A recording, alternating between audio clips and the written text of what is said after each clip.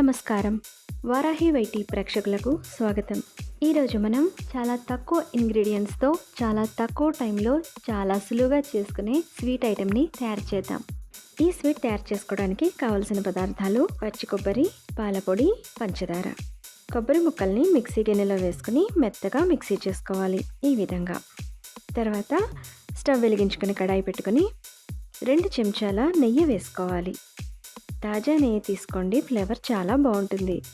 Stove medium ఫ్లేమ్లో పెట్టుకుని mixie చేసి ఉంచుకున్న కొబ్బరి తురుమును వేసుకోవాలి. నెయ్యిలో ఒకసారి మొత్తం కలుపుకోవాలి. ఈ విధంగా కలిపిన తర్వాత ఎక్కువ వేగక్కర్లేదు, జస్ట్ ఒకసారి కలుపుకుంటే సరిపోతుంది. ఇప్పుడు పాలపొడిని వేసుకుని ఒకసారి మొత్తం కలిసేలాగా కలుపుకోవాలి.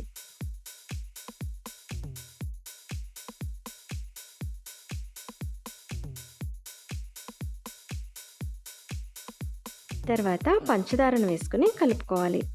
స్టవ్ మీడియం ఫ్లేమ్లోనే ఉంచుకోవాలి.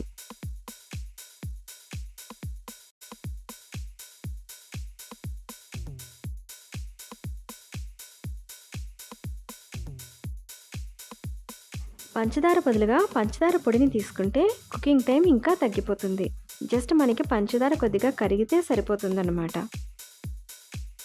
ఇందులోకి నేను సగం పాటు విడిగా తీసేసుకుని పక్కన పెట్టుకుని సగం దాంట్లోకి ఎల్లో ఫుడ్ కలర్ కలుపుకుంటున్నాను. మిగిలిన సగంలోకి 1 స్పూన్ కోకో పౌడర్ని కలుపుకుంటాను. 2 కలర్ కాంబినేషన్ తోటి ఈ స్వీట్ని మనం ఈరోజు తయారు చేద్దాం. ఈ విధంగా ఎల్లో ఫుడ్ కలర్ కలుపుకొని ఫుడ్ కలర్ మొత్తం అంతా కలిసేలాగా కలుపుకోవాలి.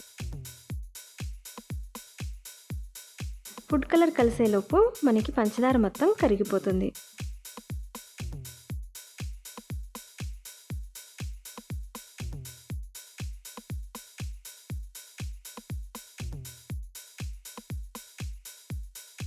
ఈ విధంగా ఫుడ్ కలర్ మొత్తం అంతా కలిసేలాగా కలుపుకున్నాక నెయ్యి రాసి ఉంచుకున్న ప్లేట్లోకి తీసేసుకోవాలి. చాలా వేడిగా ఉంటుంది కాబట్టి ఇలాగో ఒక గరిటెతోటి స్మూత్ చేస్తున్నాను నేను.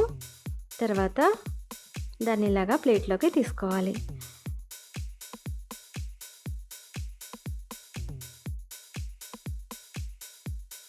ఇప్పుడు మిగిలిన సగంలోకి కోకో పౌడర్ కలిపాను, దాన్ని కూడా ప్లేట్లోకి తీసేసుకుందాం.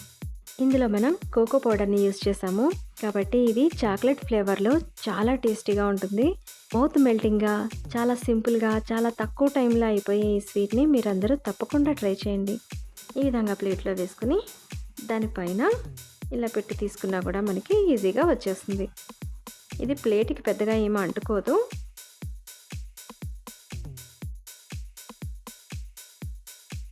చూసారు కదా, ఇలా ఈజీగా వచ్చేస్తుంది. ఇప్పుడు దీనిపైన ఎల్లో లేయర్ని వేద్దాం. ఎల్లో లేయర్ కూడా మనకి ఇలా సులువుగా తీసుకోవడానికి వచ్చేస్తుంది. కొంచెం వేడిగా ఉంటుంది, జాగ్రత్త. చల్లారే లోపలనే మనం ముక్కలు కూడా కట్ చేసేసుకోవాలి. అప్పుడు ఎడ్జెస్ స్మూత్గా వస్తాయి. పూర్తిగా చల్లారిపోతే కట్ చేసినప్పుడు ఎడ్జెస్ మనకి పగిలిపోయినట్టుగా వస్తుందన్నమాట.